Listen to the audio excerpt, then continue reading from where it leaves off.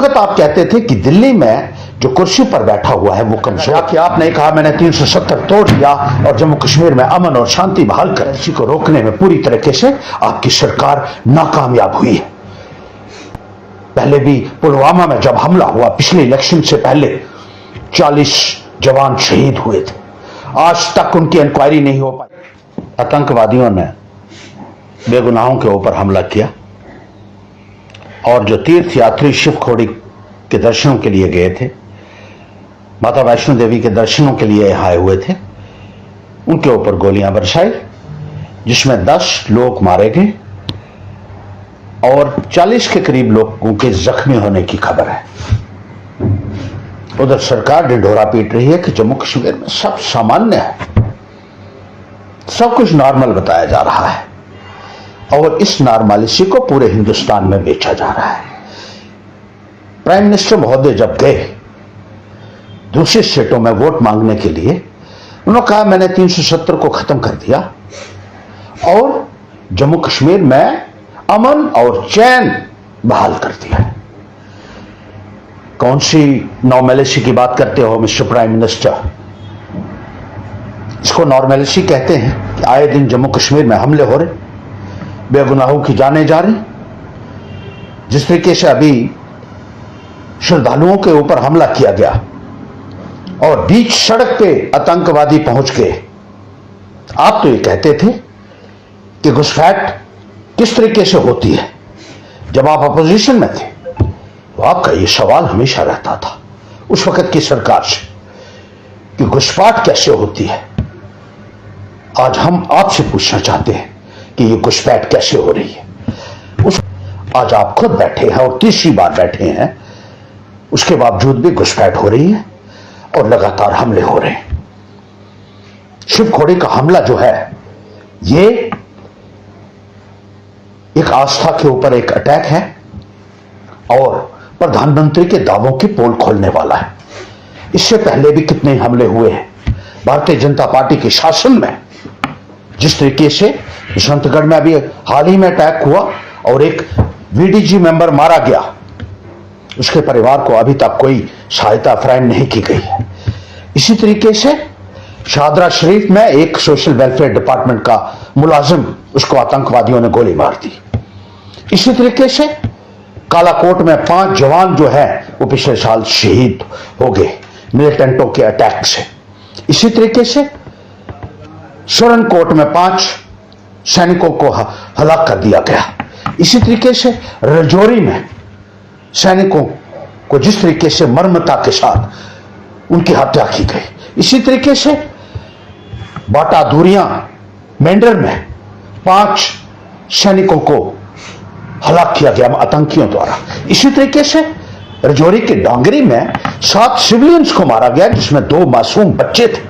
आप कौन सी नॉर्मलिटी की आप बात करते हैं, मैं पूछना चाहता हूं। आपने इस नॉर्मलिटी के नाम पर पूरे हिंदुस्तान के लोगों को मिसलीड किया।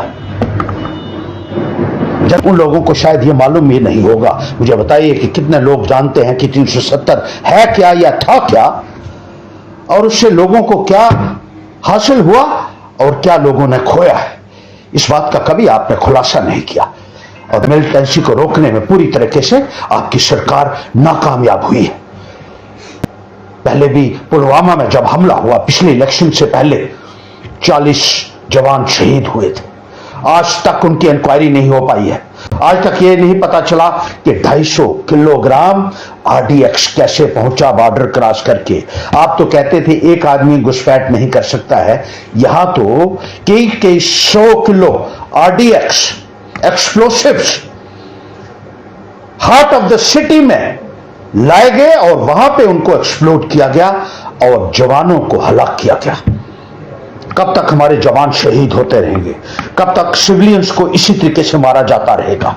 मुझे याद है 96 में भी हालात बहुत खराब थे, लेकिन जब इलेक्शन हो गई तो हालात सामान्य होते चले गए। 2002 में इलेक्शन हुई, सरकार बनी, हालात लगभग सामान्य थे, उसके बाद भी सामान्य रहे।